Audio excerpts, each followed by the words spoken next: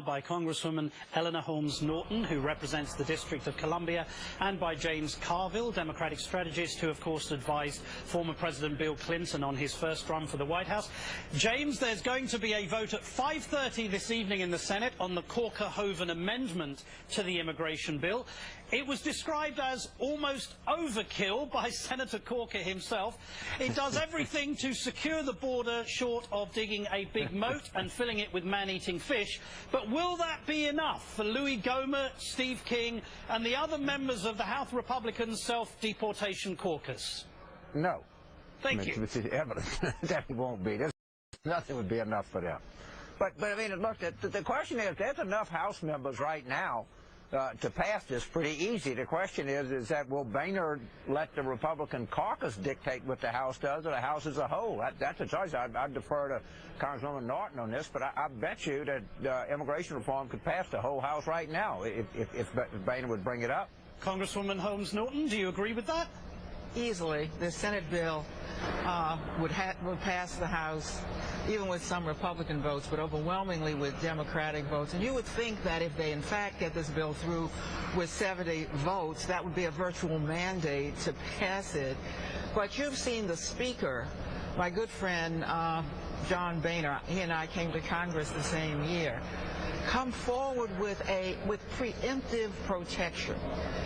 Saying that unless he gets the majority of the majority, this bill will not be brought to the floor. Now, that's the so-called Hastert rule. Yeah. He's not always abided by that rule. No, he's been somewhat inconsistent with that, hasn't he?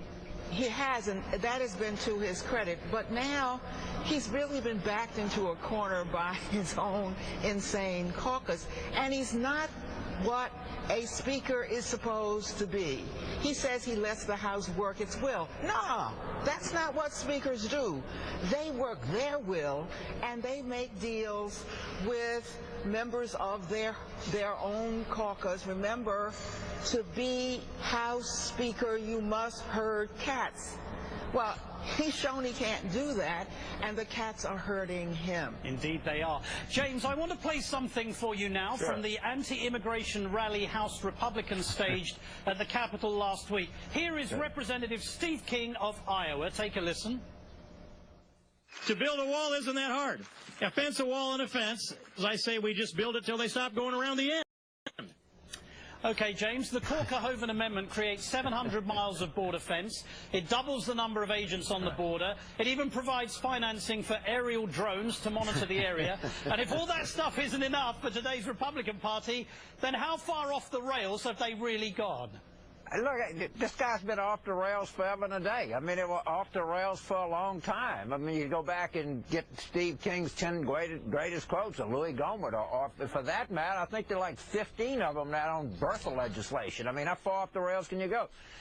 I actually enjoy watching it. I think it's great entertainment, and I like the fact that the whole country sees them make a fool of themselves. Yeah, the problem is, though, James, we can't get anything through the House because of this. Get something through the House. All the Speaker of the House has to do is bring it up to the floor and let the whole House vote on it, and it passed through easy.